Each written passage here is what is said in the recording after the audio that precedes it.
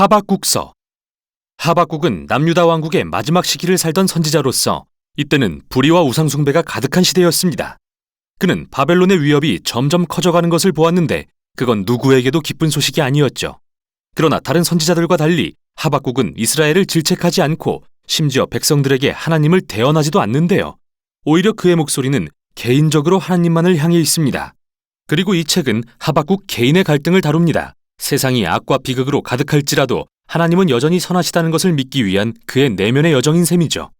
그래서 하박국서의 표현은 사실 애통의 시로서 시편에 나오는 애가들과도 매우 비슷한데요. 시인은 하나님께 불만을 제기하면서 하나님께서 이 세상에 만연한 고통과 불의에 주목하시고 무언가 해주시기를 간구합니다. 사실 이와 같은 애가의 특징을 아는 것이 이 짧은 책의 구성과 메시지를 이해하는 핵심입니다. 1장과 2장은 하박국과 하나님 사이에 서로 주고받는 논쟁으로 이루어져 있는데요. 선지자가 두 가지 불만을 제기하고 하나님은 이에 대해 두 개의 답변을 주십니다. 그의 첫 번째 불만은 이스라엘에서의 삶이 끔찍해졌다는 것입니다. 토라를 등한시하여 폭력과 불의가 만연하지만 이스라엘의 부패한 지도자들은 이것을 용인하고 있습니다.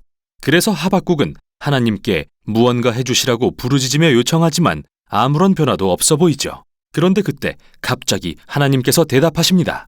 하나님은 자신의 백성 이스라엘이 부패했음을 잘 알고 계신다고 하시며 바벨론 군대를 일으켜 이스라엘을 공의로 심판하실 것이라고 말씀하시는데요. 미가서나 이사야서의 내용과 매우 비슷하게 하나님은 이스라엘의 불의와 악함으로 인해 이 참혹한 제국이 그들을 삼키게 하겠다고 하십니다. 그러나 하박국은 이 답변에 동의할 수 없습니다. 그래서 두 번째 불만사항을 제기하죠. 그는 바벨론이 이스라엘보다 더 악하고 더 부패했고 더 폭력적이며 자신들의 군사력을 신격화하면서 사람들을 동물처럼 취급한다고 항변합니다. 마치 어망의 물고기처럼요. 그들은 자신의 제국을 구축하기 위해 다른 나라와 민족들을 삼키는 자들이라고 말이죠. 그래서 하박국은 어떻게 거룩하고 선하신 하나님께서 그렇게 부패한 나라를 역사 가운데 그분의 도구로 쓰실 수 있냐며 설명을 요구합니다. 실제로 그는 자신을 성루에 서서 하나님의 대답을 기다리는 파수꾼으로 묘사하는데요. 대답이 임합니다. 하나님은 하박국에게 판과 끈을 가져와 그가 보고 듣는 것을 기록하라고 하시죠.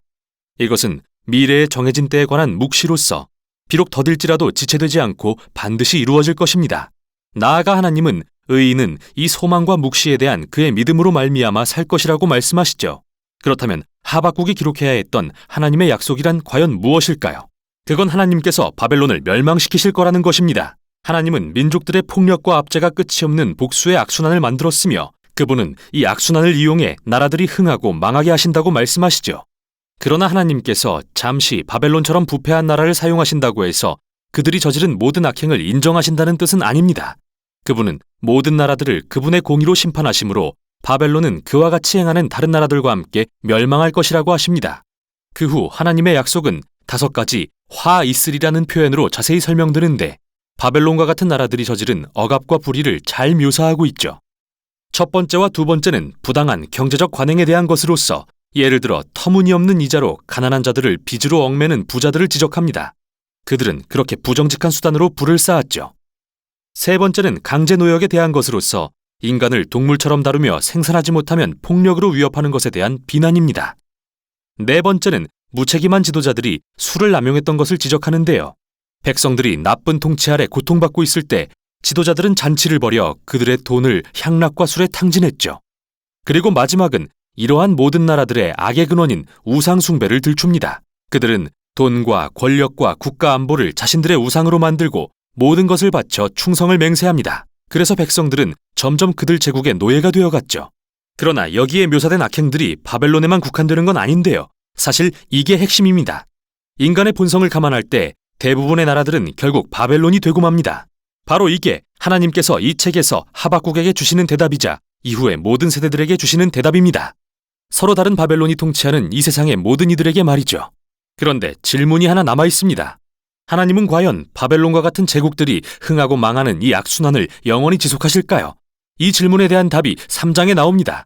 우리에게 하박국의 기도라고 알려진 내용이죠. 하박국은 먼저 하나님께 현재의 주의 일을 나타내어 달라고 애원합니다. 과거에 그러셨듯이 부패한 나라들을 멸망시켜 주시라고요. 그리고 나서 오래된 고대의 시가 등장하는데요. 먼저 능력과 위엄의 하나님이 등장하십니다. 이는 미가서와 나훔서 도입부의 시들과 매우 비슷하고 출애굽기에서 묘사되는 시내산에서의 하나님의 임재처럼 구름과 불이 있고 지진이 일어나죠. 창조주께서 인간의 악과 대면하기 위해 나타나실 때 모든 인간은 그분을 주목할 것입니다. 계속해서 하박국은 훗날 악이 패할 것을 미래의 출애굽으로 묘사하는데요.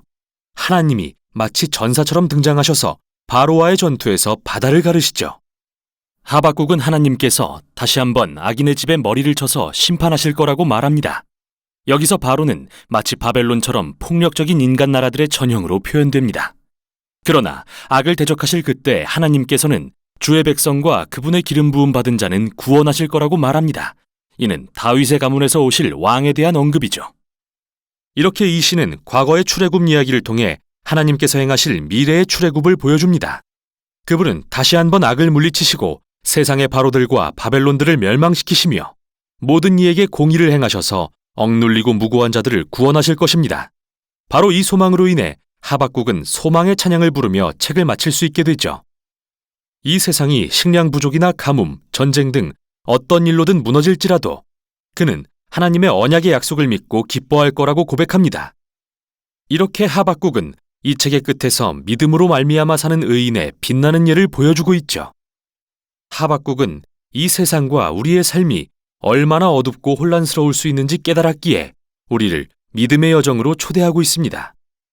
하나님은 우리보다도 더 이 세상을 사랑하시며 언젠가 세상의 악을 다루실 거라는 믿음 말이죠.